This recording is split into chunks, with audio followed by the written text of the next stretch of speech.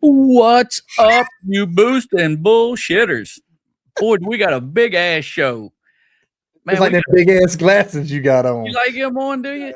Man, we got a recap from out there in Midwest. We got a recap for the PDRA you hit. We got 2 weekends, 2 races. Each of us is at a race. And then we got a big superstar, one of the big upcoming guns, Miss Maddi Gordon, on tonight. Going to be a big show. What you got on your face there, man? Man, I got these new UV night glasses from Relevant. You looking sharp. Where did you get those from? Man, we've been doing some snowmobiling. Man, you want to talk about taking the glare off, man? It's been 100 degrees, but we've been snowmobiling. These things really do work. You like them? They look good. I do like them. I like them. I like them. I like them a lot. I like them a lot. I wore these tonight because tonight because I just wanted to show you. You know, I did a little reel on them when we were at Bristol about sunglasses and different things, and I struggle seeing at night, but that goes with age.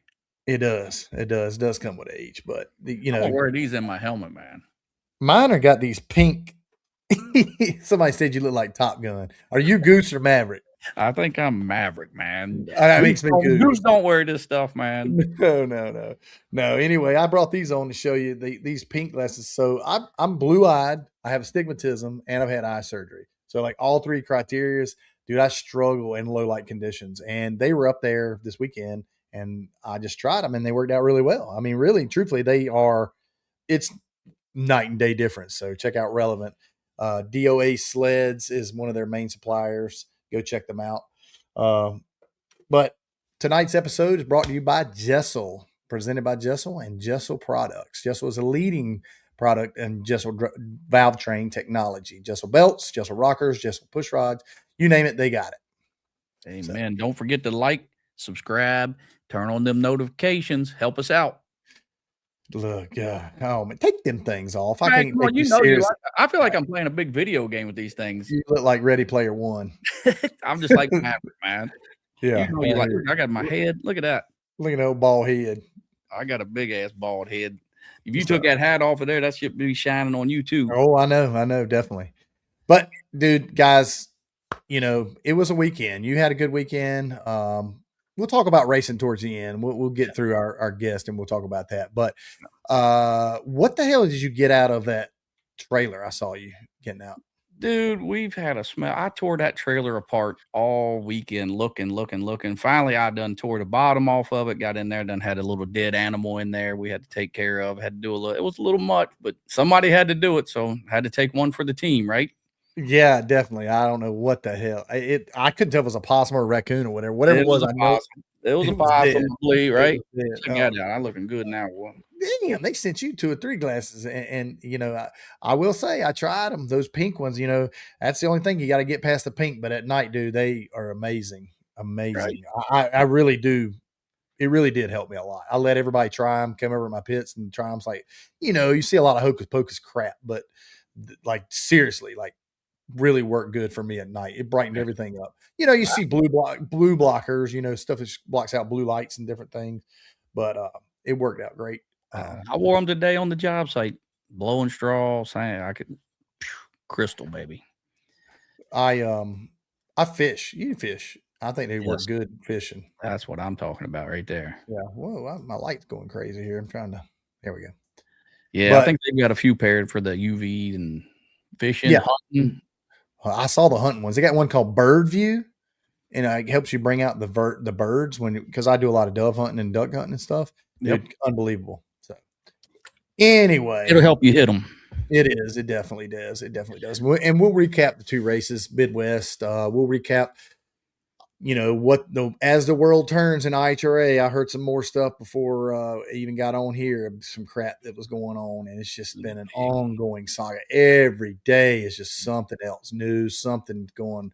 I kind of got tired of hearing it. Days of it is, dude. It's just one of those things. It sucks, man. I mean, I don't really realize how much people hated or liked or whatever they did. The NHRA thing just got out of control, but it's taken over the internet. It is. So, yeah. But we got a big one. This is going to be a good show here. It is. It is. One of my favorite drivers coming on. She's a new and upcoming driver. So, I mean, I've just been racing. This is the first time I went racing in a while. It's been like 3 or 4 weeks. It's been, God, felt like, because I was racing back to back to back to back for a long time. So it just changed up when we had so much time off. Yep. Kind of felt like COVID a little bit. You catch up with work or no? Yeah. Work's been great. I will say work's been great. I got a good bunch of guys. Look, I seen your little video today, and you got loaders. You got all kinds of stuff out in the parking lot. That was the next door. I don't mess with that grading crap. I'll leave that up to you. But it's been super hot, and it kind of cooled off a little bit, and then it got back hot. I think this week's supposed to be hot. I saw on the news it's supposed to be 117 heat index next Tuesday. He didn't think we would quite get there, but I mean, if we even get remotely there, that's too much. 110's too much. Shit, 100's too much for me. I'm a 80 guy. Oh, come on, man. We can't make no money when it's cold. Although it's got to be real cold and snow for me to make money, but yeah, I like it hot, dusty, dry, just like the desert. Makes my work so much easier. It does. But I hadn't done anything else. I hadn't. I want to go fishing, but my damn river's so damn low, can't put nothing in it. The fish are trying to find water. Yeah. So, I mean, we had a drought and it kind of picked up, and our lake levels aren't back where they need to be, but they're close. But, right. That's good. We need a big storm to come through. Right? Yeah, I don't want no storm, no hurricanes. I don't want none of that shit. Humidity's terrible. Yeah, Josh Jones told me. Yeah, I mean, it's just crazy. It's North Carolina for you. You ain't got none of that. You didn't have none of them animals running through your shop like mine, did you? You didn't have none of that stuff going on this week. Heck no. I don't like none of that crap. My secretary was happy after I got that out of there. Is that your work trailer? Yeah, I got the office in there on the front side, and it's right against the woods on the back side where I just took all the bottom of the siding off. I ripped that shit off. I knew there was something. It had to be stinking, dude. It had to be stinking. I spent the entire day moving filing cabinets, desk. The whole. You thought it was a rat, didn't you? I thought it was. I was moving and scraping and flashlighting, and it was. Finally, I even tore the whole AC apart. I said, it's in the AC. I know it is. And I tore it all apart. Nope, wasn't there. And I finally kept following your nose, baby. Follow your nose. It was terrible, right? But when I found it, I knew exactly what it was. Had to tear half the skirting off that thing, but hey, we live out here in the country. We ain't in the city. No. It's like my skunks I had about a month ago. They just kind of showed up in my yard. They're kind of gone now. We had one at work. One got hit at work right on the back street there, a little baby. And it was good for like a day, and I guess somebody kind of ran over it. I should have went out there and drug it out of the road, but I didn't. No, and I think it smelled like somebody was smoking weed or it was skunk. One of the two. I couldn't tell. I don't know how that sucker got underneath there. I looked all around. There's no holes dug underneath of it. But they couldn't get out, obviously. Nope. He didn't make it. So his days are done. Yep. My secretary's happy. She's good to go. So, oh God. Well, anyway, we all these weeks off. Now the racing started back up, and we got a lot of stuff going on, man. I mean, it's been crazy. I know the NHRA hasn't stopped, but we kind of stopped for about a month, and then all the NHRA crap. It's kind of kept us busy and kept us looking. I mean, dude, there's so much crap. He sued Elon. Elon sued him. I mean, it's just back and forth and back and forth. What the hell do you believe? I feel like it almost feels like the election 2 years ago.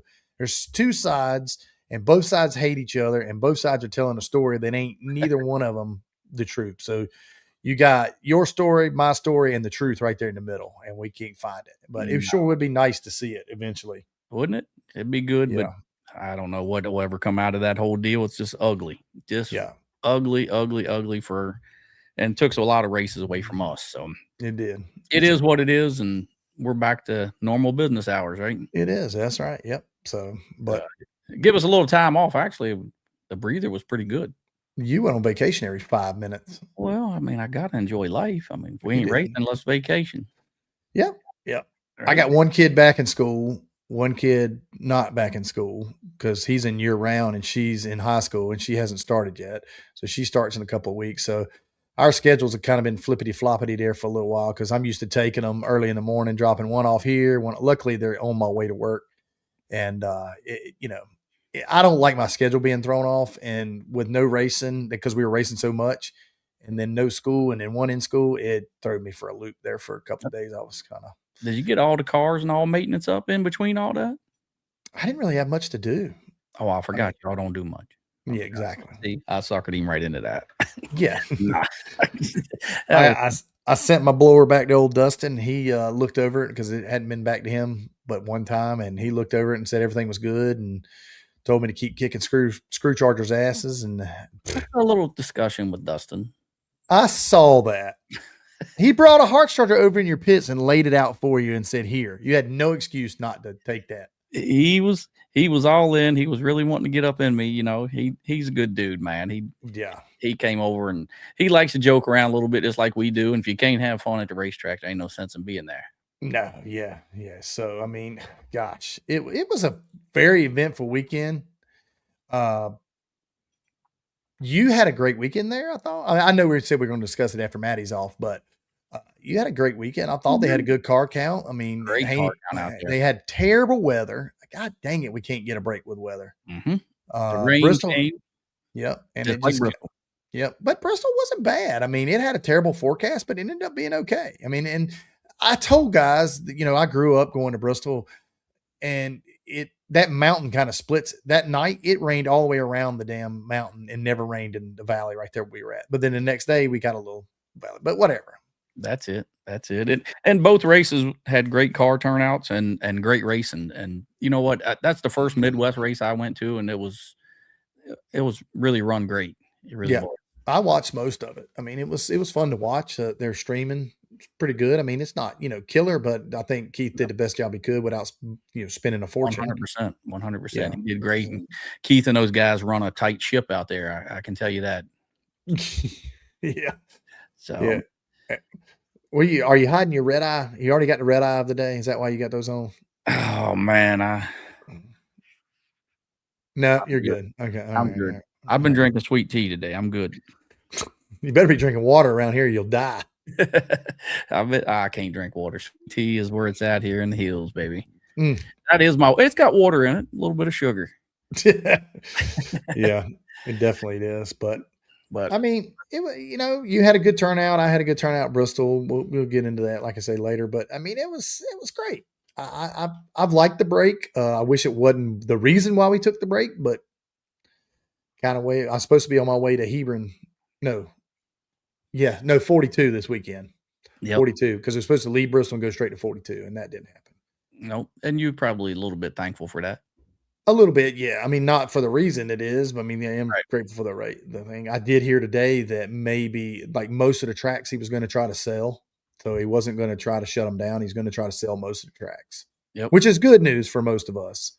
Because if you got a track, and I got to say, guys, if you don't support your local track nowadays, you need to be slapped in the face, because after what we've been through with this whole deal, I mean, I don't care if they put on, a circus, go support them, do something, because we're not going to have many of these left.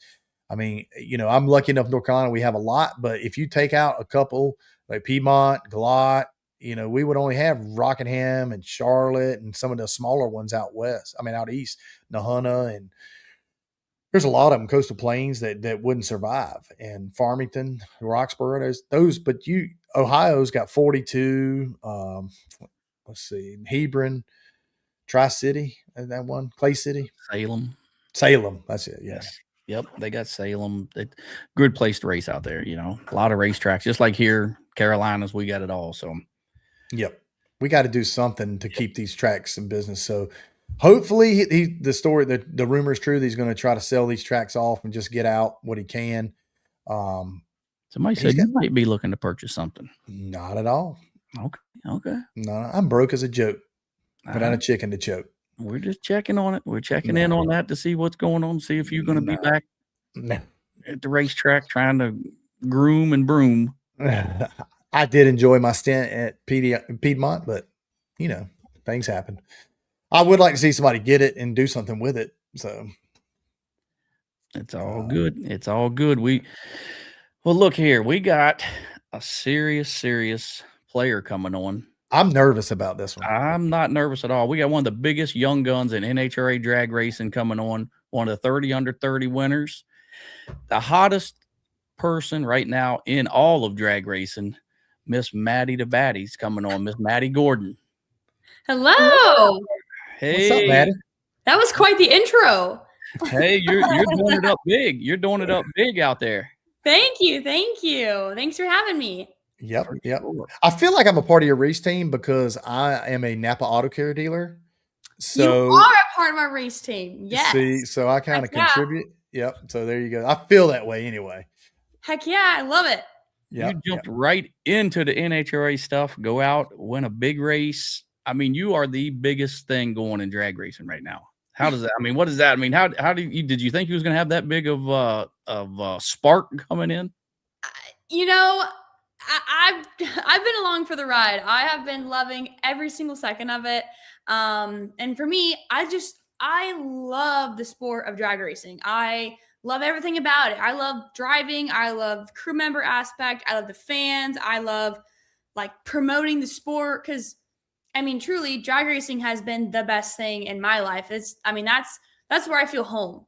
It really is. That is like my happy place is the drag races. And so getting to race at the professional level for a living, like what, like I am just coming out with the biggest smile on my face because I'm just so happy to be there. And I love to get to tell stories with the fans. That's one of my favorite things, to jump out of the car and tell a story. Like, what went through my mind on that pass? What did I feel? Because not everybody gets to drive a Top Fuel dragster, and I want to relay everything I possibly can to all the fans. Like, this is what it's like. This is why it's so cool.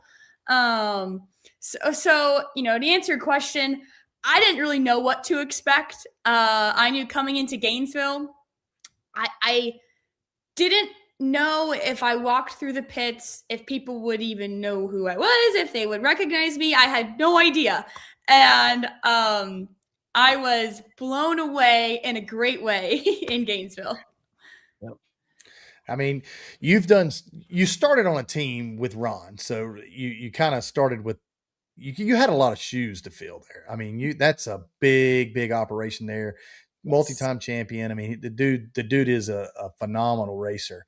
So when you came along in the dragster side of it, I could feel your nervousness. I feel like, I mean, I know that you had the best people behind you, but I know being a driver, what goes through your mind, like I've got to do good because I've got to prove myself that I'm not just a fad or I'm not just, a pretty girl that's going to jump into one of these things. And I think you've done that from day one. I feel like you've handled the car really well because you come from racing. So it's not like you just jumped in and said, oh, here we go. So you came from racing, but you've done such a great job as far as driving ability, where maybe some others that got in that have tried it kind of figured out, this ain't really my cup of tea. Maybe I need to step back a little bit. But they're gnarly race cars. And just like you said, I think if you're within the same state of me, you could feel my nervousness. How could you not be nervous, right? But Ron Capps, everybody at Napa and Carlisle, for a year and a half leading up, everybody tried to take the pressure off of me. Like, none of them were adding pressure. They were all taking it off of me. And it's actually really funny. One of the gentlemen who works at Napa, we were at a dinner and it was like right before Gainesville, and people would come up to me and be like, so are you nervous? And he's like, you're gone. Nope. Don't even go there. Don't even go there. He was the nervous police. I need that. Cool, but, I need the nervous police. I need them to go with me. Yeah, it was awesome. But, definitely, like I said it in after we won in Norwalk, like Ron, he didn't just stick an arm out for me. He shot out of a cannon. Ron Capps Motorsports, drag racing, that is how he makes a living. He doesn't have a big business to fall back on. This is how he makes his living. And he shot out of a cannon to give me this opportunity. And he brought my name in front of Carlisle Tools and Napa Auto Parts saying, hey, I want this to be my driver. And I had never driven a dragster with a blower on it. Like, can I really do this? I don't even know, right? And but it was so cool rolling into Gainesville test, going to get my license. Obviously, Ron was there every step of the way. My parents flew in, of course. But the whole team, it has just been so wonderful. This is my first ever team where it's not family based. I've always raced with my family, and working for Ron Capps Motorsports, it is, I feel like, so much more family run than what people really know.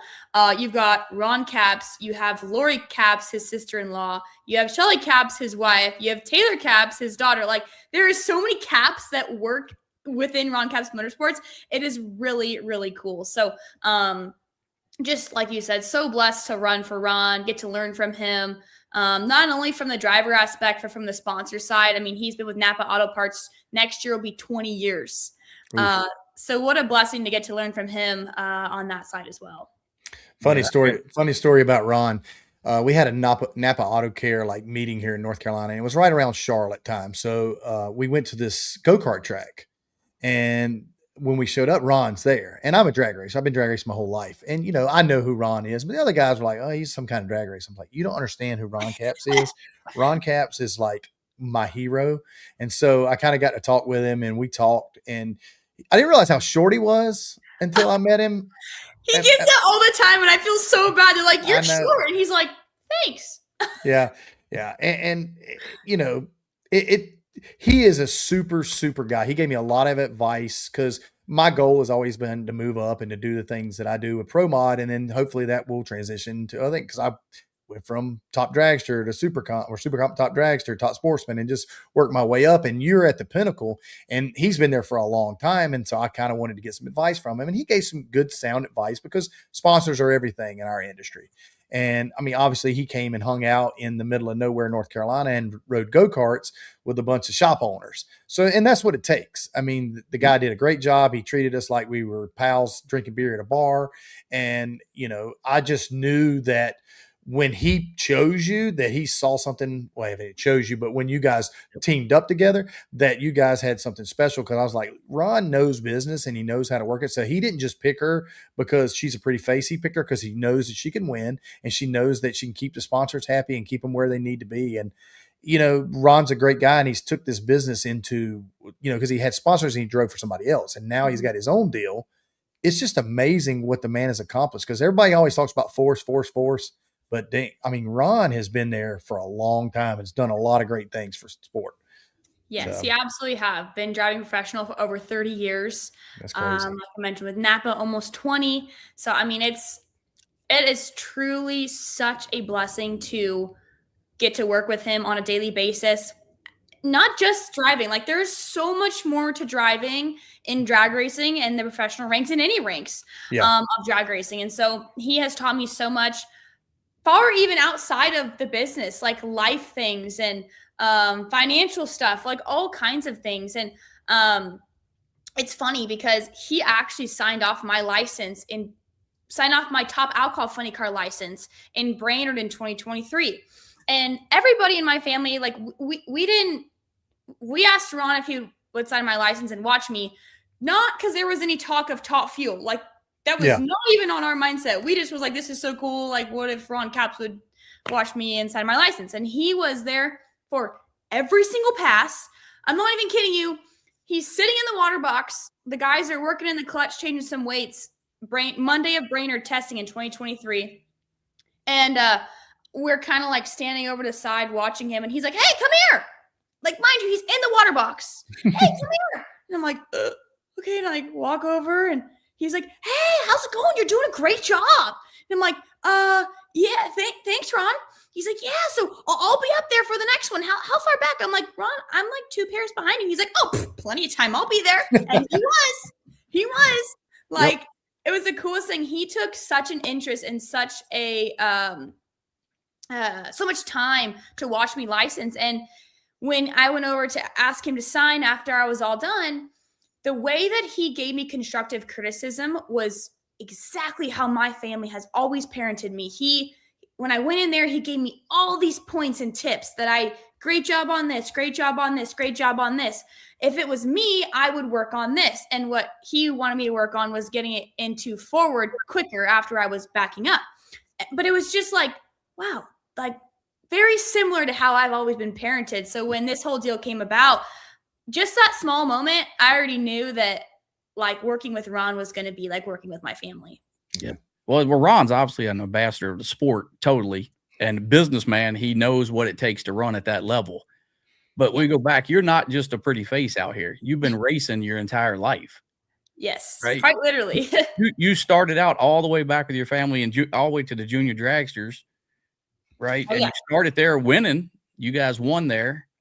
And then you moved up each class, kind of like Jason talked about, into the Alki Funny car, which is, they're an animal to drive. The Alki Funny car, I think, is harder to drive than some of that other stuff. They're absolute animals. That is for sure. And like you mentioned, I've grown up around the racetrack. I went to my first race at 8 days old and have truly never looked back since. And it's not because I didn't have a choice. Like my family, I feel like raised my sister and I very well rounded as far as what the options are in this world, right? Like it's a really big world. There's all kinds of racing. There's sports. There's so much. And my mom came from a very, I'm going to say, regular childhood, right? Like cheerleading, softball, volleyball, camping, all that stuff. And my dad came from like racing, work and racing. And so between my two parents, we always kind of got to see both sides of what the world has to offer. And we did both, but drag racing was always mine and my sister's hearts. Like that's where our happiness lied.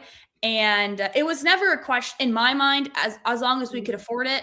It was never a question of if I was going to drag race. It was just, what was I going to drive? You know, as long as we could afford it, we were going to drag race. And so we ran junior dragsters. We ran junior comp cars, which in the Division 7, it's an additional dragster you can get. And then we put a Hayabusa engine in it. So that was pretty cool. Pretty cool. The Bowman girls do it. Bowman, his two daughters do it. Okay. Yeah, Yeah, they're Bowman's, super fun. Yep. We had a blast with those. And then we ran Super Comp. I never actually entered a top dragster race, but I raced Super Pro and I raced fast enough to qualify for top dragster. And then Alcohol Funny Car for 2 years. But for 6 years of a time span in mine and my sister's careers, we were full-time crew members on my dad's car as well. There we go. So that was very exciting. We won 3 world championships as a family in those 6 years. So that was a big, huge deal. I think that's a big part of what you're doing, though. You've been hands-on. Obviously, you are a fabricator. You're a welder. You have your own little business going there. I mean, what all I saw her welding TIGging the other day. I felt kind of embarrassed because I can't TIG World War shit. So I love fabricating. That is like another true love of mine is fabricating. It started out when I was 12 years old. I had a dream that I wanted to build a trailer. And I had never welded before. I never built a trailer, didn't even know how to engineer one. And I brought it to my pop and I'm like, hey, Pop, I want to build a trailer and I want to tow it behind our golf cart so all my friends can ride on the trailer. He's like, well, we're going to have to get you some work pants and you're going to have to learn how to weld. I'm like, all right, cool. So we did exactly that. And I tell you what, it didn't go smooth right away. Okay. I actually tried to bail out. And because usually myself or my sister went to lunch with my grandma on Saturdays. And I was welding and it was not going very smooth. I was really not having that much fun. So I was like, all right, Pop, I'm going to go to lunch with grandma. He's like, nope, you're going to stay here today. And I'm like, what? He's like, you have to, now that you're committed, you got to learn to weld. And if you hate it, then don't ever do it again. But you got to at least learn it. And I'm like, all right. And I am so thankful he made me stay because it has been my passion ever since. That's awesome. That's awesome. So, I mean, and you're in California, correct? You spend most of your time in California? Okay. Yeah. We got, I don't know if you know Mike Bowman, his daughters are kind of the same way you are, and they live out that way. And that's why I knew about those junior comps. That was the craziest thing I ever saw. I mean, it's like a nice next level to step up. We need to try to do something here on the East Coast. We don't have them here. I mean, no, you guys got the 330 Outlaws, right? Yes. We do, but not a lot of people run those anymore. Really? You don't really see them much anymore. But I mean, I think there should be a step up between juniors and big cars, because here it's like you turn 18, you're out, or 16, you move up. I think we need to have a transition period. Yeah, junior comp is awesome. We loved it. There's a lot of different options. You don't have to have a Hayabusa. There was guys that ran turbos. We like the Hayabusas. I mean, we ran to an 8th mile about 100 miles an hour, and it shifted 5 times in the 8th mile. And, as a driver, you really learn how to drive, because we had them on auto shift because it's a lot more consistent, but sometimes it doesn't work. So as you really learn to listen to the engine, and if it misses the shift, you kind of feel it decel, and then you got buttons. So just shift it, and then at that point you're thinking, all right, well, it just hit the rev limiter now, so we're a little slow, so you want to run it out the back, right? So you really learn a lot. At least I feel you learn a lot in the junior comp class. So did you run a nitro injected funny car? Is that what you had, or did you have a blower? We had blown alcohol funny car. Okay, all right. I didn't know if you did nitro injected or not. That's a whole different ball game. No, we rev it up, zing it high. I like it. Boom, boom, boom, boom, boom. Yeah. Those things sound good when they get up there. They do. That's a class that doesn't get a lot of credit as it deserves either, because that's you're talking about swapping feet, and then some of them got Bruno. There's just a lot of stuff, and you're shifting stuff on your steering wheel. One thing I think gets overlooked in the alcohol funny car class is a good pedal job. Yes. I mean, I've been around the alcohol funny car since I was a baby. I worked on it, crewed on it for 4 years before I ever got in the driver's seat. And pedaling an alcohol funny car is so hard. It takes so much skill, because if the car is gonna shake, it's gonna be from either the starting line to like 160 to maybe 200 feet. That'd be really far out. But you're carrying the front end for a good 150 feet on a good run, and then you're shifting the car at about 300 feet. So, I mean, and it's a funny car, so it never goes straight. So, right. I mean, you already got, on a good run, it's already absolute chaos, let alone if it shakes. You usually can't see because it's shaking so hard. And then you want to pedal it. Well, right as soon as you pedal it, it's going to be right at your shift point.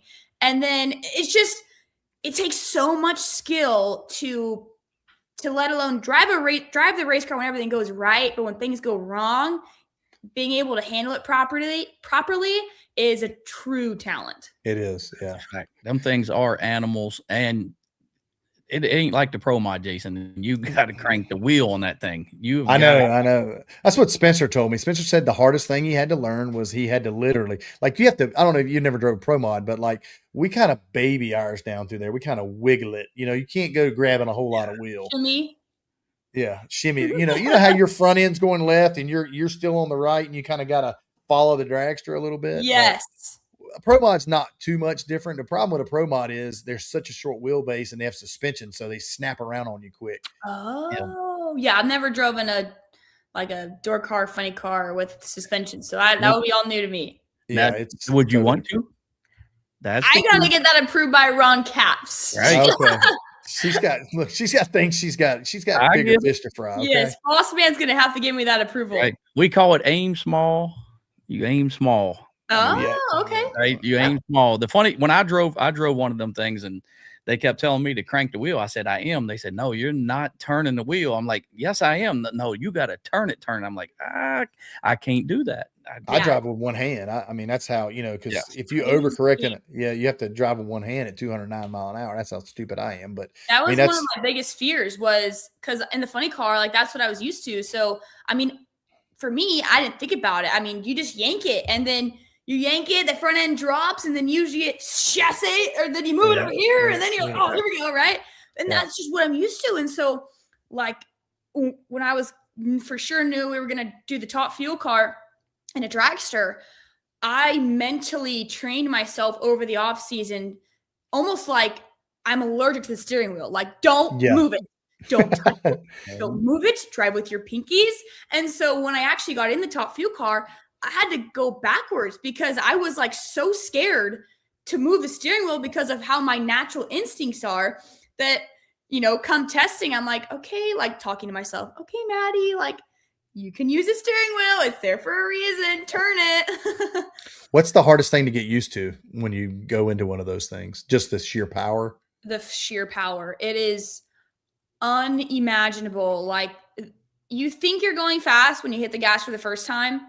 And then when the clutch locks up about 300 to 400 feet, it is like an out of body experience. The first time my foot stayed in it, when the clutch locked up, I truly felt like my arms were 3 miles long. I have no idea how I held on the steering wheel. It was insane. Have you had a bad blow up yet? Knock on wood somewhere. Sorry. No, it's been it's hopefully continued. It's been a clean year. It's been good. You know, Rob and Troy have done an amazing job of getting up and down the racetrack and getting me a lot of seat time. And then even on those runs, sometimes like, hey, we're really trying to push here. Even, you know, in qualifying, if we do smoke the tires or it shakes or something, it's been really good for myself as a driver to go back to Rob and Troy, and I'll relay, hey, if this was a race day, I was going to lift here, and then I probably would have rolled into it, or I would have slapped it, or I would have waited this long. And then they can tell me, well, based on the graph, you should have done this. So even if, you know, we smoke the tires or shake or something like that, we're learning so much about the race car. I'm learning so much as a driver. So we've been doing a lot of learning, but the team, everyone is meshing together so well, doing an amazing job. You know, we got a lot of very experienced guys on the team, and we got a couple new ones. One guy, Drake Paget, who's our left side cylinder head, we raced juniors together and back in California. So pretty cool. We got a really good mix of guys on the team, and everyone's been doing a great job. That's awesome. Well, you know, we got Rob Flynn's was at the World Series when we won and he was in our trailer a little bit here and there, and he texts us every once in a while. And, you know, you guys have really meshed with him, and he's really got a calm demeanor as far as when I've been around him. I'm assuming that's the same way. Can you imagine me and Rob Flynn? We were like polar opposites. Right. Like, it is so fun because him and Troy will have the door closed or open, and they'll be in the lounge, and they're just like, it's quiet, it's serene, and then in comes Maddi like a freaking tornado, and just and he's like, "Whoa, what?" Like, I think that's what the fans like. I think they do. I think they like their personality, because I've seen some of her top end interviews, and you know, she keeps it lively.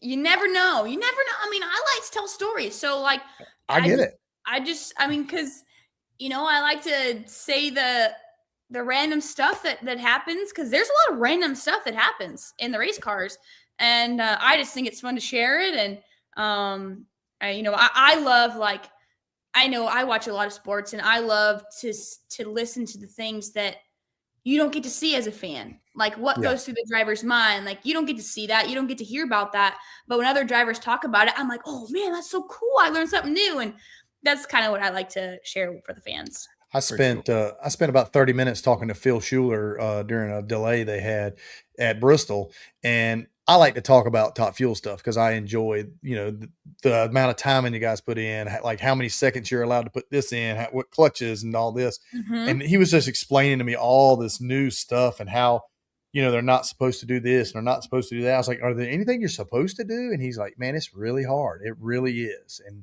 he was explaining to me about the kill boxes and that stuff that we maybe need to try to bring over to our, you know, to sport, to Pro Bod, because there's a lot of guys that lose control and could throw the parachutes or kill the throttle like you guys have, that would kind of probably save some race cars and save some lives. Well, not lives, but save some money. Parts. Sure. Yeah, exactly. So we got all the, you know, the safety systems as far as, you know, wheel counters, and you know, if you're unconscious, they'll throw the parachutes for you and kill the car. And at first, you know, I, being raised from my family and taught, like, you know, for instance, my dad, he told me from the very beginning, like, I was very reliant on the shift light in the alcohol funny car. Yeah. And I'm like, well, Dad, like, what if it doesn't come on?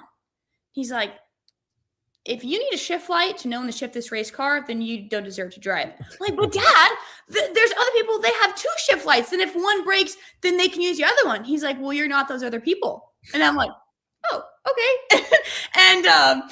But I'm so thankful because my family always taught myself and my sister, you don't rely on these things, whether they're safety things, whether they're performance things. Like he's like, you need to understand your race car. You need to listen to it, know where you're at on the racetrack. You're shifting about 300 feet and 600 feet. When the shift light should be coming on. And if it doesn't come on, obviously you don't just keep laying into it, right? You shift it or you let off. Something's wrong, right? So I'm so thankful. My family has always taught us kind of, drive the race car, right? And Right, then yeah. There you go.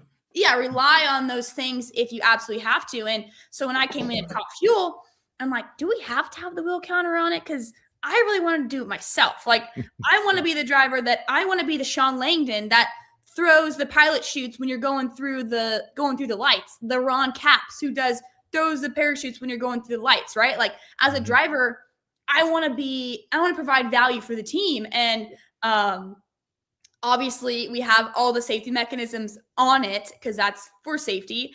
But for myself, I want to do it myself. I don't want to rely on it. Obviously, it's there in case something happens. But, I want to be shutting off on time, throwing the parachutes on time, and be in tune with the race car. And if something happens, obviously, they're there to save me. You want to be the driver. Yeah, I want to be the driver, right? Right. Yeah. That's I think the big thing in Top Fuel, and maybe I'm wrong here, you're with Ron Capps, but you've been around the race car business all your life.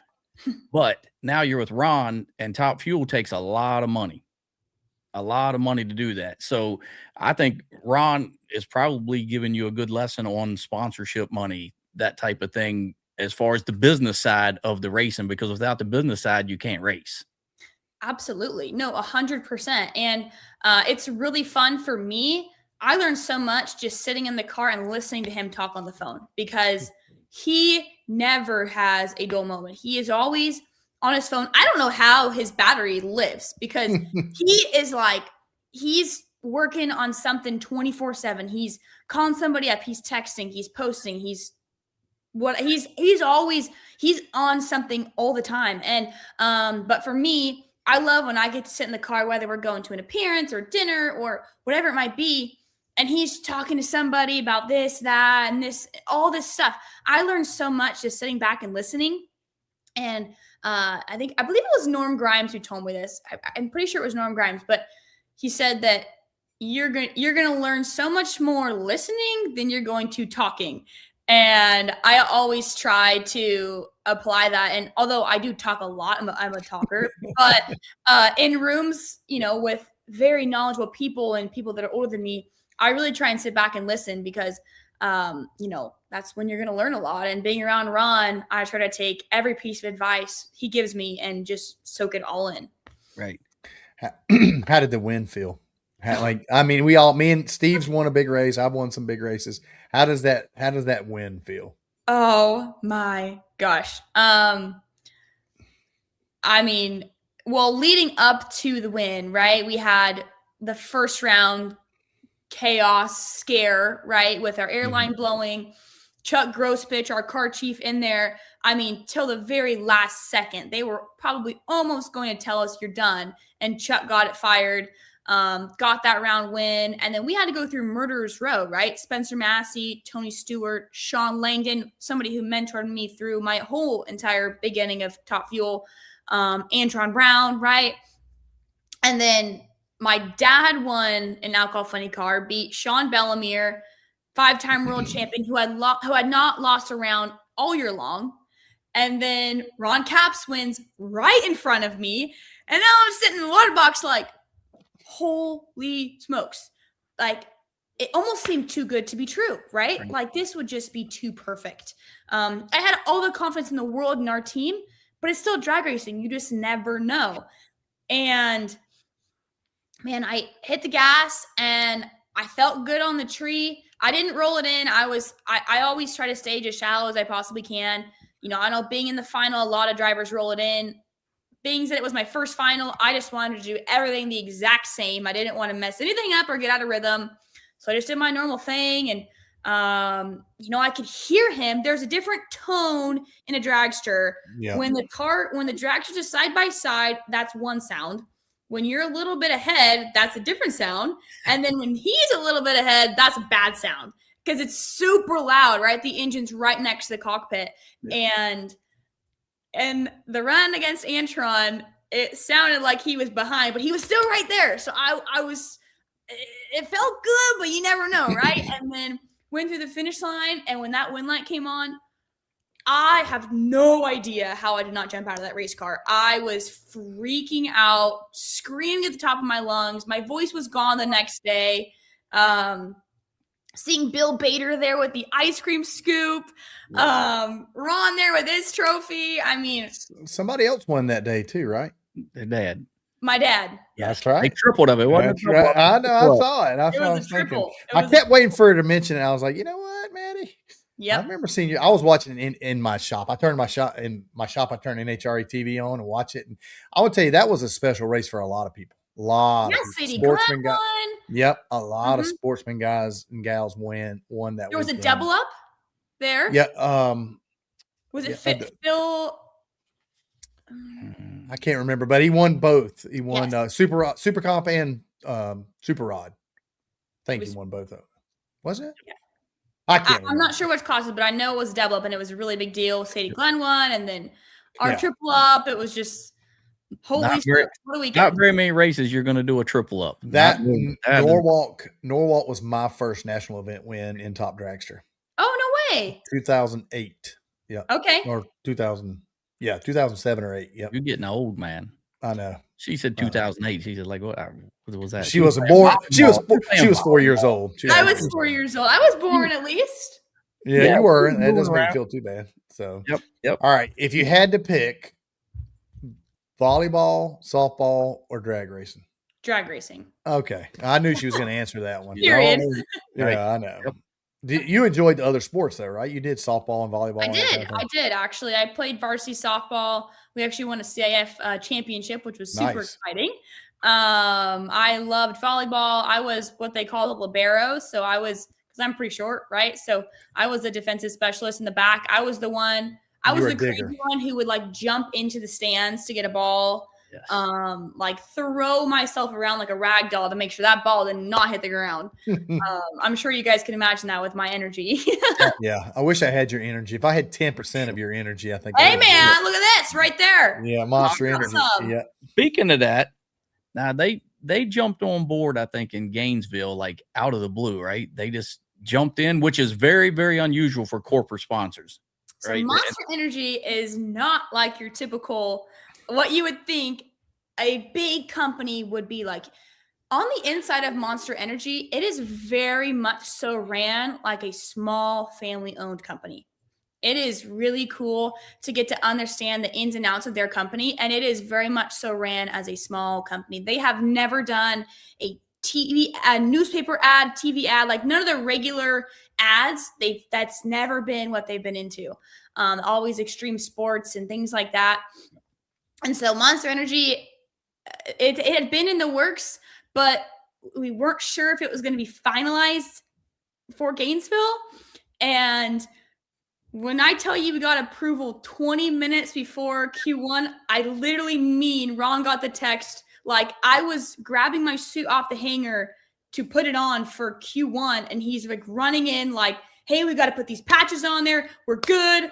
And then as soon as I was done getting dressed, I walk outside and Ted's putting stickers on, like the car's on the ground about to roll out.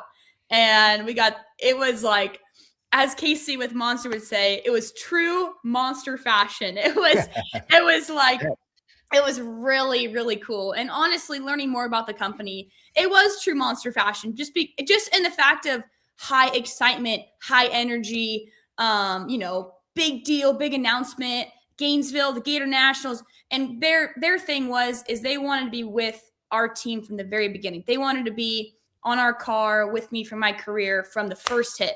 They didn't want to wait for Phoenix. They wanted it to be from the very beginning. And so it's been wonderful to work with them.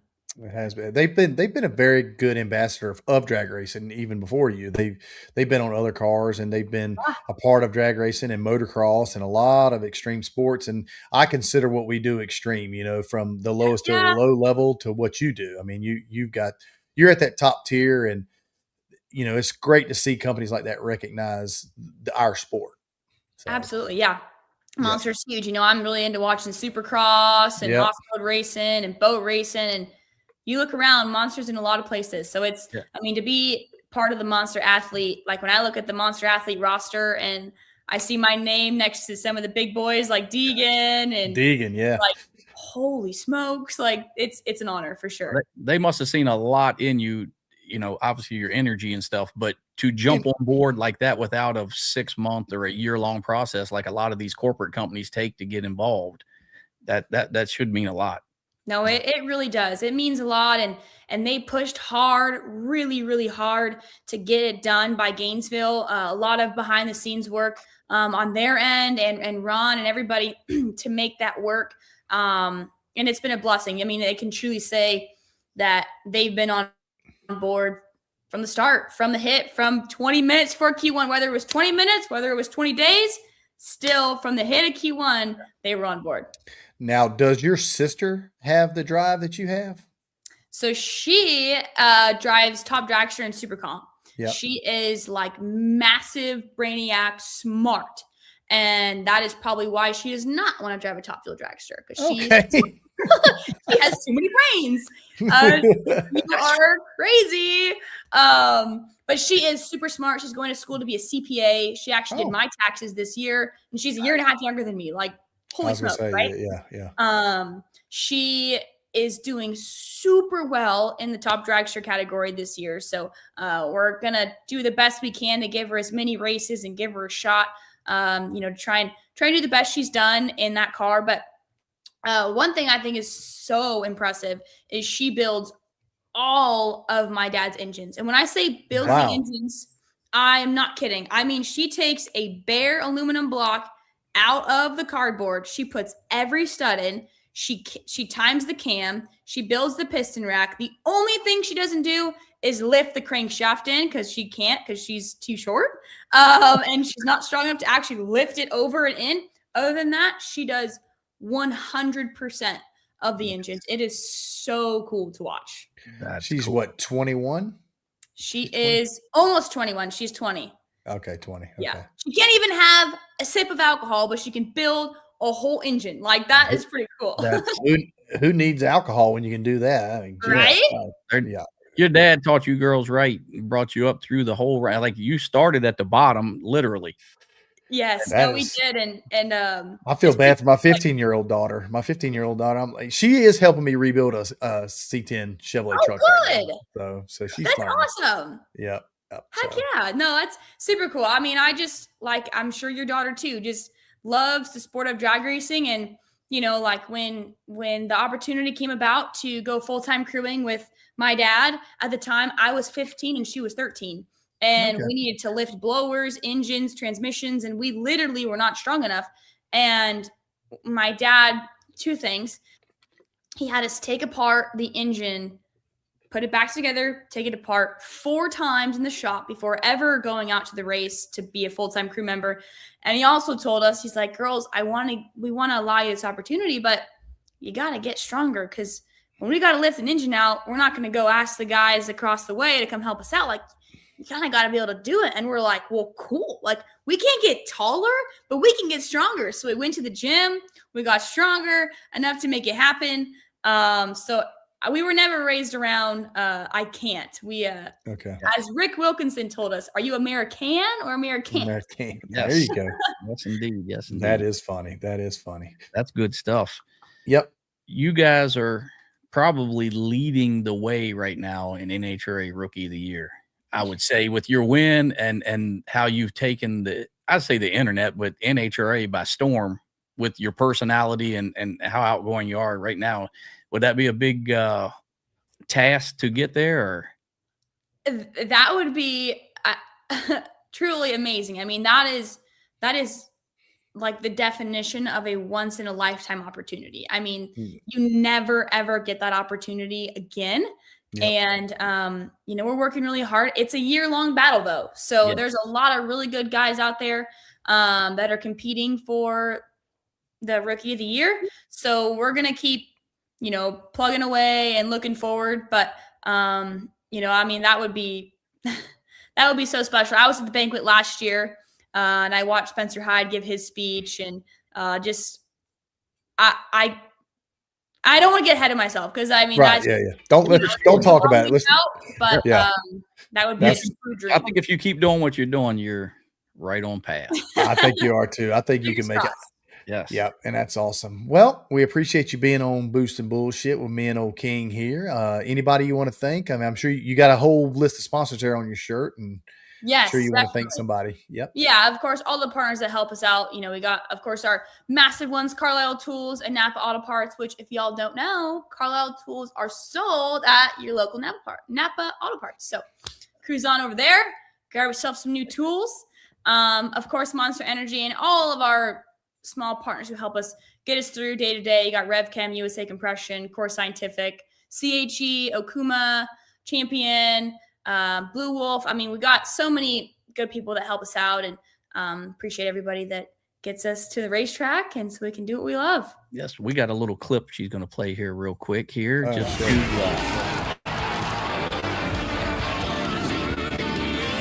Man, this is what dreams are made of. Man,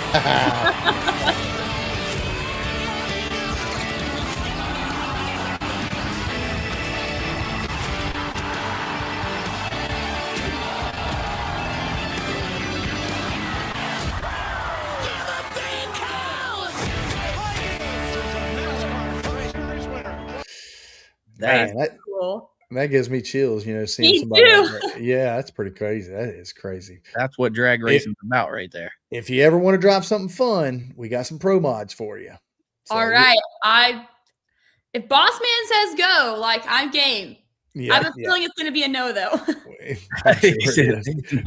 We'll trade. You just tell them we'll trade. We'll have to I don't know about that. No, you have to widen the seat for me a little bit and maybe lengthen the pedals, but I'd love to try it. But we really appreciate big fields. You'd have some big shoes to fill. Oh, I'd screw it up. Thing. There's no way I could do it as good as she does it. Impossible. Right. Yeah, I would screw it up. 100%. We're glad you came on. We can't believe you hanging out with us old boys. Yeah. Heck yeah. Yeah, just two big old country boys that run pro mod, and we get on here and talk crap and get people like you on here to share the sport that we love. And it's good to get views. And you're the pinnacle right now. You're where you're at, your rookie season, hopefully rookie of the year, hopefully. So, let's continue on, and good luck. You got Brainerd coming up. You're kind of off the western swing now. So you're starting on the coming back this way. I think. We're going back east. We'll be back east for basically all of September and a little bit of October too. Cool. Well, keep living out of a suitcase, because I know that's what you're doing. Yep. Travel. Yes, indeed. I love it. Wouldn't want it any other way. Well, great, Maddie. That's really great to see you. And I hope to catch you at Charlotte. Maybe I'll come out and see you. Or Rockingham. That's close to me. That's like an hour or so. Yeah. You'll love it. Track's awesome. Was just testing there last week. Oh, yeah. We went there for a media tour. When I am not like busy with our stuff, I will be in the stands because I have never seen grandstands that close to the racetrack. Yeah. I want to experience, I hope to not experience a fuel session from the stands, but I want to experience something from the stands. Yep. Yeah. And I'm telling you, when I was a kid, that's where we went. They had the NHRA Winston Invitational, and man, you've never seen the crowd. This crowd locally that we go there, because we go there and run pro mod local stuff there. It is unbelievable. I mean, it is. Cool. You're going to. It's the nostalgia and the ability to have that many fans in one area is going to be awesome. So I'll check you out there. But we really appreciate it, and good luck at Brainerd. Thank you. We appreciate you being on. Yep. Yes, and good luck. I appreciate it. And good luck with the rest of the year. Okay. Yeah. Thank kick you. their butts. Thank you, Maddie. Bye. See ya. Bye. Take them out. How about that? I was nervous because she's such a superstar right now. Like, she's at the pinnacle of her career, not pinnacle, but I'm just saying she's at the premiere of her career, like going on and only 22. I know. And I started racing when I was 16, just like she did. And she's just been right place, right time, right people have seen her, and she's got the right personality and where she needs to be. And it's worked out great for her. And like I say, me meeting Ron Capps, I understand why he is what he's great at what he does, because he sees something in somebody and he keeps it going, and he knew exactly who to put in that car. And I think it's worked out great for her. Yeah. Not only can she drive, she does all the media, and she has the hype with it. So she has the whole package. She's got that John Forsyth, John Forsey kind of interviews and stuff, not to say that John does crazy interviews, but that's what he was known for at the end, and she's got that. She makes it exciting. Like when she wins, you wait for the interview. Right. 100%. Her interviews are like top notch. Yeah. Yeah. Which is what we all need to do, right? Yeah, we do. I need to take. So we could talk a little bit about how we did. Yes. You were at Martin. You were at Martin for Midwest, right? 131. Yep. Midwest. What a great race that is. I mean, that racetrack is absolutely. You ran good. I thought you ran good. We ran really well, and John and them tested some stuff before we got there, and obviously it helped the car some. And we ran well. I think we qualified 4th. I think it was 26 cars there, which was pretty impressive there. The rules are a little different out there. I think we had to carry extra 25 or 30 pounds. I'm not quite sure what it was, but whatever it is, what it is, you race by their rules. And those guys at the Midwest, and they put on a great show. They do. I can't knock. I think they did a great thing because they knew they had rain coming. So they knew there was a lot of cars there. So they were going to try to get it in. They did a great job getting it in. They had lots of cars, lots of top caliper cars. Yes. Paige and Peter qualified 1 and 2, I think, or 1 and 3. Yes, 1 and 2. Yep. So Peter, they ran good. Paige 1 and 2. What were you? 5th? We was 4th. We ended up 4th. Jacob McNeil was 3rd. So 2 flat hoods 1st and 2nd, and then 2 blower cars, which, I mean, the racing was close. I can't say anything bad. The racing was close. The surface side-by-side racing every run. What'd you have to weigh there? What'd you weigh there? 25 pounds more than we are at PDRA. 26, 25. Yeah. It's 25. And that's, I got my ass handed to me this weekend by the screw blowers during qualifying. So that's all I'm going to say. It's so tough. I think the weather and everything dictates into what goes on in that whole situation. Rules. I bitch about the rules. Everyone bitches about the rules, so they got to be somewhat close, right? Yeah. So I don't know. You got the semis? No, I went out 2nd round. Mr. Dillard gave me a whooping, but I left on him. We both had pretty decent lights, and in this game, even at what you guys did, if you're not, God, it was crazy. If you're not 15 or better, you're in trouble right now with the way everybody's driving, and the class has gotten so close. And everyone out there, it was side by side. I'm telling you, that racetrack is killer. Yeah. And the big thing about Keith and those guys, they keep the thing on time. I mean, it's let's go. It's kind of like the PDRA. I think those 2 organizations done a great job. I don't know what to say. They have, and like you said, the rain was coming, so they shortened it up. No nitro cars and stuff. I think some of those guys tested and stuff, but they got the pro mod race in all the way to the finals, and they didn't get done there. Shower came in. Not much you can do at 10 o'clock at night. No, not there. Yeah, but same thing with me. I mean, I didn't qualify good at Bristol, just because I overestimated. I saw Ty go 61. I was number 1 going into that session. I saw him go 61. Everybody kind of struggled during the day. And got a little excited, probably a little more overly aggressive. My car just didn't like that racetrack. It just wasn't there. Not that the track was bad. It just wasn't what I wanted. And there's a 60-pound difference between us and Screws there. And so we're trying to move 60 pounds more off the start line where we need it because we don't have any boost. And so, but it is what it is. And got down to the semis, me and Lyle and Dumfrey and Fletcher. Yes. So it was 2 screws against each other, 2 flat hoods. Lyle had just went 61, so they did really good. They stepped up. They came out of nowhere. I think they found whatever their problem was, like mid-race. And one round, the worst light between them was 16. Yes, I watched it on flow, and everybody on the tree was absolutely crazy. I mean, perfect. 001. No, Ned was perfect. Somebody was John Doc was 003 against me. I'm 007. Yes. Lyle was 001. It was just crazy. I mean, if you're 15 and you're 2nd leaving, that's where it's getting to. It's And I don't want it to get there because I mean, now you screw up. Normally Yes. you could beat 20 as long as your car was pretty good, you could win. But just Lyle was actually I was better on Lyle. Lyle blinked the bulb. I went on 2-step a little longer than I normally do because he blinked the bulb and just lost a little converter pressure and he outran me. And that's just I was 26, he was 31, and just wasn't there. I just could not. I had the mile an hour. I was top mile an hour the whole weekend, but I just could not get the car. We just felt like we were behind from 100 foot back. And I think it stemmed from just being so aggressive in Q3. We came out T1 and did really good. Like the track was good. And I, me, I only make half trackers I just don't feel like there's no need to go out there and show what you got. But just had a really good time. Lots of people got to see a lot of people I hadn't seen in a month, and it was just a good race. And congrats to Ned. Ned's a really nice guy. He drove his ass off. He drove well. He Yes. really did. Heck of a guy. Those of you who don't know him, he comes from the Dragon Drive stuff. Yeah, Really over testing that. Yeah, he did with his Viper. Yep.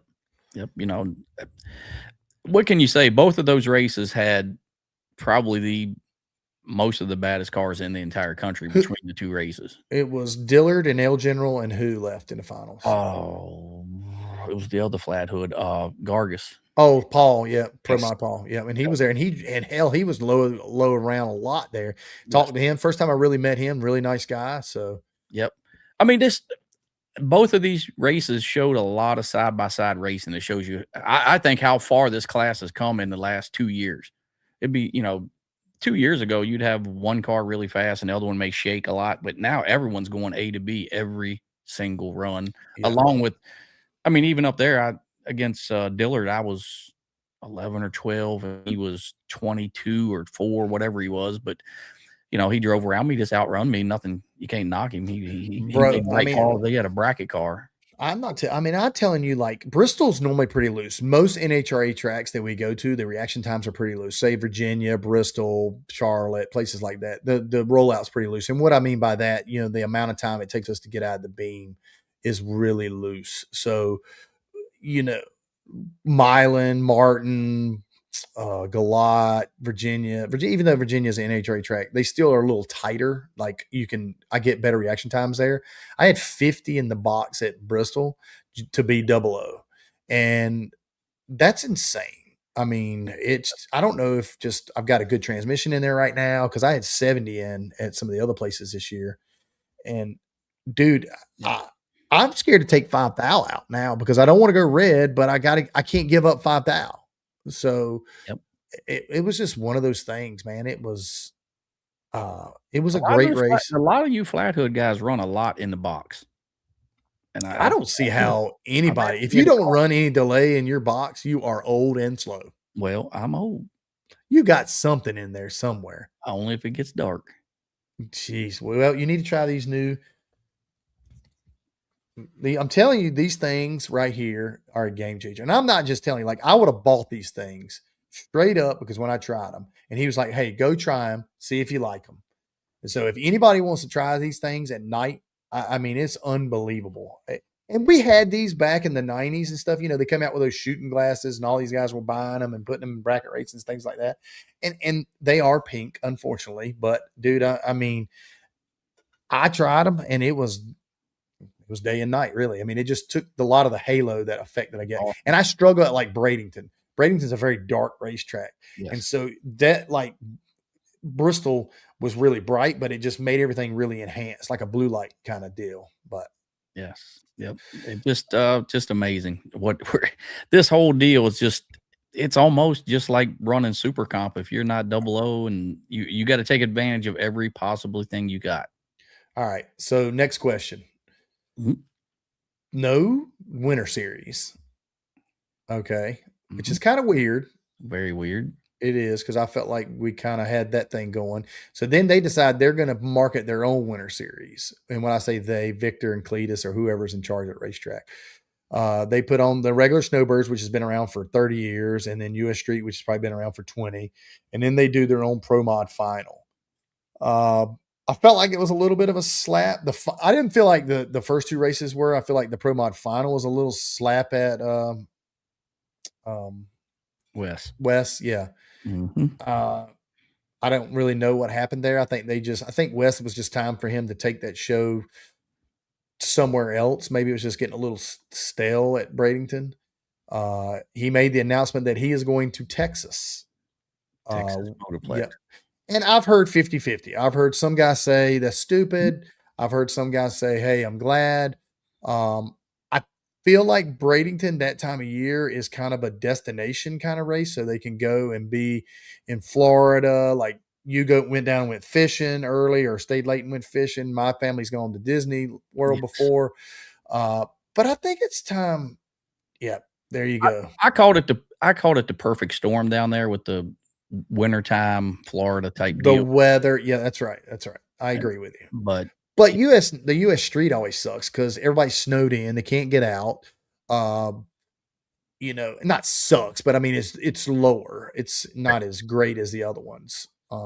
Yep. But Wes and them do a great job promoting that deal, and it'll be fine in Texas. And he's going to go there. They say everything's bigger in Texas, and that's what they say. And I don't have a problem with him going to Texas. Like a lot of the guys were like, man, I don't want to go all the way down to Texas. I don't want to go all the way down to Texas.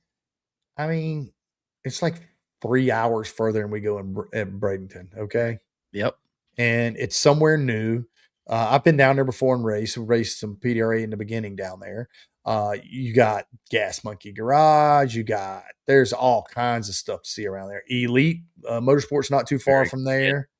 So, I mean, there's just a lot of things to do when you go down there, and it's Texas. So, I mean, the complex, and I think that was the biggest thing. I think it was hard for Wes to see 70 or 80 cars, and you got 20 of them parked on nice pavements, and then you got the rest of them parked in sand pits, and they don't have bathrooms there. So you're doing porta johns. So you had a big crowd there that was working out of spectators, porta johns. And I mean, I think you need a facility to handle the crowd that you got. And maybe that's what he was looking at. But I agree. I hope it don't split everything up, but it's going to be tough because I'm not sure the NHRA schedule, but I know Gainesville is the weekend after. So there's going to be some choosing going on because you're going to have the finals, whatever the Pro Mod finals are in Bradenton. Then you got Texas. Then you got Gators. Right. So it's going to be a little different. But I think from the conversation that I've had with Wes is he's going to make it like a class act deal. Like this ain't going to be just a show up and race deal. This is going to be like you got to earn your way in. You're going to have to really show that you belong in the Pro Mod organization, and you're going to have to, not organization, but Pro Mod field, and that you're going to be a part of something to make the sport great. And he's going to, him, he'll do it up. And I think the boys in Bradenton will do it great. I think Snowbirds will be just as big as it always is. I think US Street will be like it is. I just don't know about the finals thing. And here's what's funny between the both of them. They have not released how much they're going to pay. Good point. I guess it depends on who comes on board, but Wes is going to promote that thing up.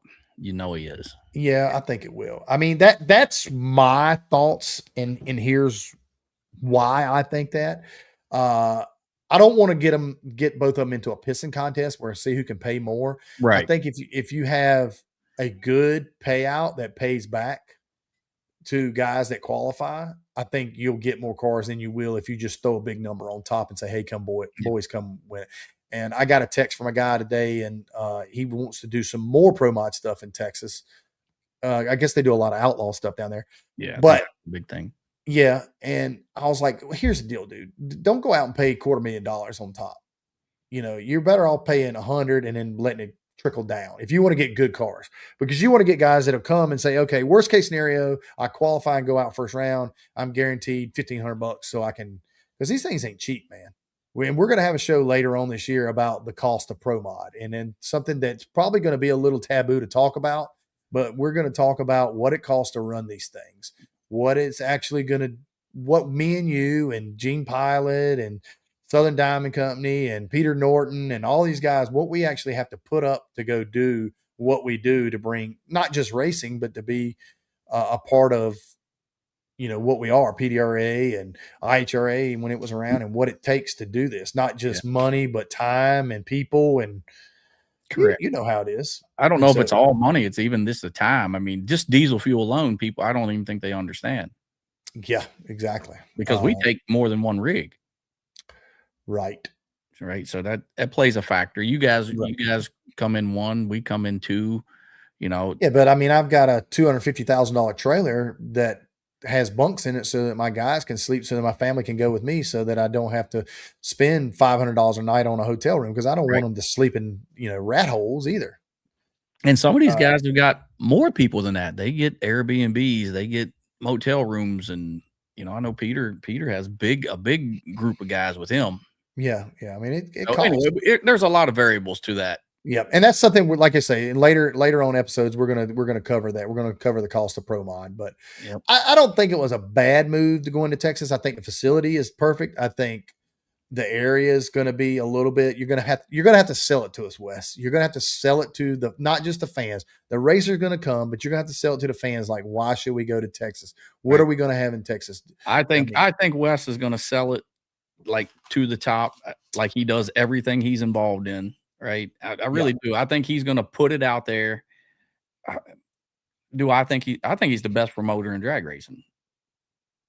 As far as he is, when you talk about pro mods, Wes I think he takes a bad rap sometimes, because Wes does get on tangents and starts talking, and he says the same thing a lot, about how we do this and we're part of it and we're the ones, but I think he really does truly believe it. I mean, I think he believes that, I mean, let's just face it, without us, there's no him.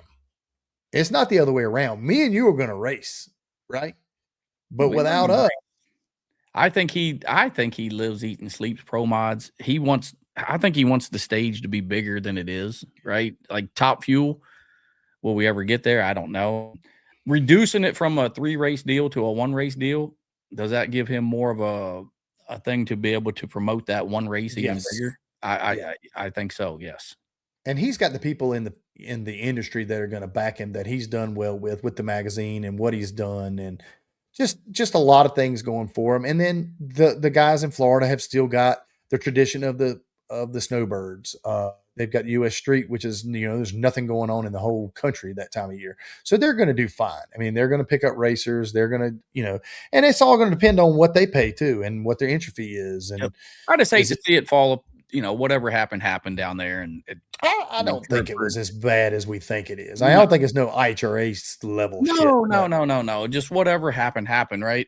But that 3-race deal was the biggest thing going in pro mod racing for the winter. And I'm just going to tell you this. I'll be honest, and I know I might get some flack for this. I'm kind of relieved, brother. I was wore out. I didn't stop racing from December until last month. I agree with that. The one race, the World Series, as far as me as a racer and working, was the best thing. You can plan for that one race in the winter, the biggest race of all eternity, right? As far as I'm concerned. Now you turn it into 3, 4, 5, whatever. And the time, like, you're down there, you're right back, and you don't even have time to maintenance the car. You go back, which it takes money, but it drew the people, it drew the cars. It did. And people did but it. You've seen it, but you saw it fade off.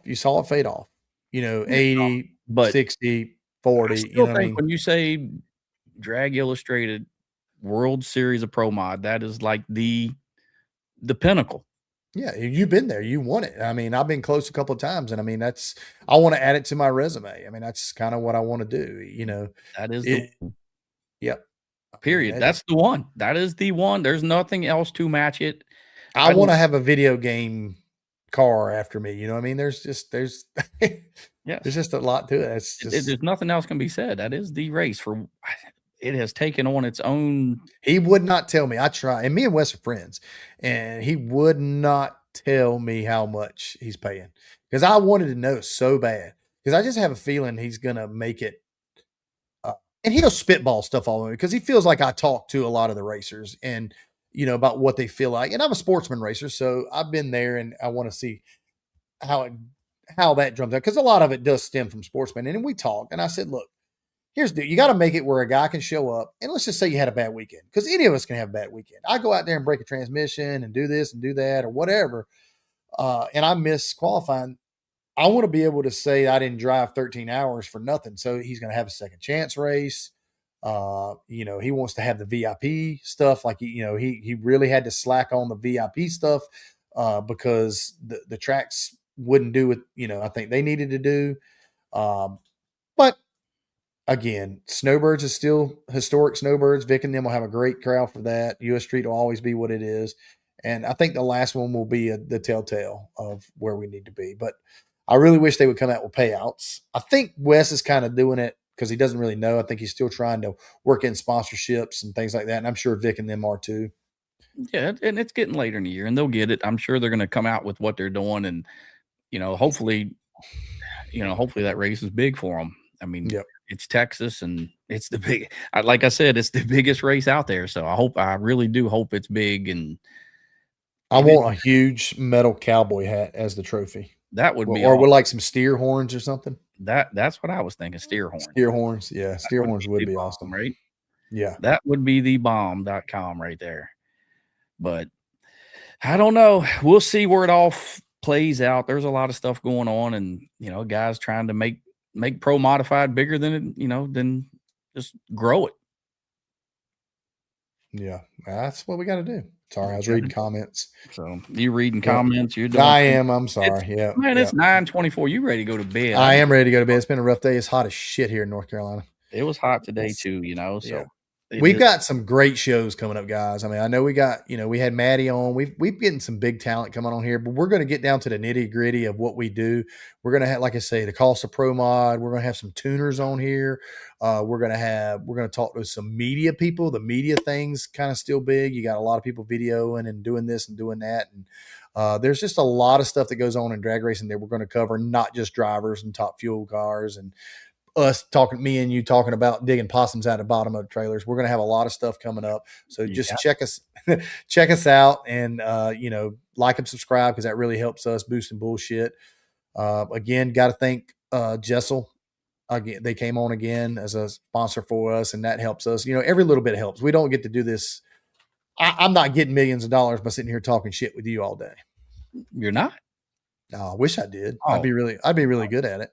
No, we're not. We're out here two damn bumpkins talking, and we get these people on here, which absolutely amazes me. We got to do a live show, and the live show is my fault, guys. It's just because we've been concentrating on racing a lot when we get there, and it's a pain in the butt to set all that stuff up, and then something always happens. It rains or testing gets pushed back, and it just throws a kink and everything. But we'll have a live show at World Finals. So we'll do that for you guys, and then we'll. I don't know if they actually understand how much stuff goes into setting all this stuff up. Oh, it takes like an hour to set all that crap up. Jeff brings like a whole van load of shit. And then, sometimes I don't know what she's doing over there. And then we actually get it set up, but she does kind of. She's always running late. She's always running. Correct. If we're doing a show at 6, we got to tell her 5 so she's on time. Right? So, yeah. But that is what it is, right? So again, Yep. See, yeah, all right. We got you. So everybody thanks again for coming on for another Boost and Bullshit. Like and subscribe, do all the things that you should do. Go to our Facebook page, Boost and Bullshit. You can go to Pilot Racing, go to Party Time Racing. Check us out. Anybody who's asking, I am sorry. I have had no merch lately. I've got very limited stuff. It's getting towards the end of the year, and I don't want to carry a bunch of t-shirts through the winter because I'm going to change the design. Probably next year, but I do have some limited runs of some 3X large and mediums. I'll try to have some stuff at Goliath because that'll be a home race. But yes, I gave away some of those chains. You see those gold chains? I seen some people on the live cast. I put on my big one. It was like on that rain delay. I just put that big one on and just rode around. And I got more people looking at me and talking to me about that big ass chain. I mean, nothing was going on. I just felt like, and my wife was like, "What are you doing?" I was like, "I don't know." People like it. I do. That's my calling card. I mean, I'm sponsored by a jewelry dealer, for God's sakes. Yes. Exactly. And if you don't, I seen there was a young man that put a post up with he had the chain on, and yeah. I seen it on Facebook, and you know what? That he may be the next racer. You know what's funny? It's a quick story before we get off. Maddi Gordon came on talking about how I had a lady come up to me at either Snowbirds or World Series, and she came with her father. And I actually knew her uncle. Her uncle drag raced years ago in South Carolina, and talked to her, showed her around the pits. Just normal stuff like we would do with anybody that walks up. Her father, I guess she took an interest, and her father got her into Frank Hawley's. She went through the whole Frank Hawley's drag racing school thing, and sent me a long, Facebook message saying, "Hey, really appreciate you taking time with her. I don't know where this will go, but this is where I did. I went in Frank Holly because I wanted to experience what you guys experience, and this is how it is." So, guys, come up to us, talk to us. I take a lot of naps. I may not be there. Just tell them to go get me. He does take a lot of naps. I am. I'm a tired person. I'm always tired. I don't know. That's because of work. I understand. You ride around in the air conditioning all day. I do not. I'd have showed you today blowing that straw. I'm allergic to hay, so I couldn't do that. I was allergic to this shit. Was even in my underwear, I think, man. That shit was everywhere. The wind. You should have wore your goggles. I should have. I didn't want to scratch them, man. They're nice. Yeah, exactly. Actually, the other sunglasses did keep the glare down. I'm not gonna lie. They didn't keep the straw out the drawers. Nope. And like I say, guys, go check out Relevant DOA sleds. Try these things out. I'm like, if you're at the racetrack and you want to try these, racers, spectators, whatever you are, one of my racer guys want to come check them out. Come check them out. I'm not just shooting shit up your ass. I'm telling you, these things did help. These look better, bud. They do. Look at them. I didn't get the cool ones. I got the pink ones. These look good right here. They make me look sharp. I kind of like myself. We need to have ZZ Top playing right now. That'd be the shit, wouldn't it? Yeah, exactly. But nah, we had a good. Maddi she's the best thing going. I think that this show right here. I'm kind of still kind of shocked. I was nervous. Matt Hagan didn't even make me as nervous as. I'll tell you, the only other person that made me nervous than Maddi was Ricky Smith, because I had no idea what the hell Ricky was going to say. Ricky could have said anything. You never know. No, I don't. And so, but that's Maddi's high profile, boy. She's high strung. Yeah, I like it. All right, guys. We really appreciate it. Check out Jessel Valvetrain Innovations. Boosting Bullshit. We'll see you next time. 2 weeks. Check us out on Facebook. We'll tell you what's coming up. And thanks a lot for watching, guys.